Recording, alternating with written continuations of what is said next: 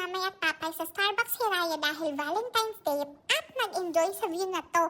Habang kami naiwan sa bahay, pero tignan nyo naman, pag uwi nila, meron silang pasalubong na buto-buto. Dahil nga po galing sa Tagaytay si Mamay at Papay para sa Valentine's Day, bumili po sila ng big bones, mga giant bones para po sa aming Tanzatiel Wagers. Alam niyo po ba na kapag namangata po kami ng big bones, nakakatulong po yan para mabawasan ang boredom at anxiety namin. Chewing on bones also helps our dental health. Nakakalinis po yan ng teeth namin. At syempre, meron po yung mga nutrients gaya ng calcium at ng phosphorus. Kaya ayan, enjoy na enjoy kami. Pero to si Lily, hindi marunong. Yan lang, thanks for watching. Bye!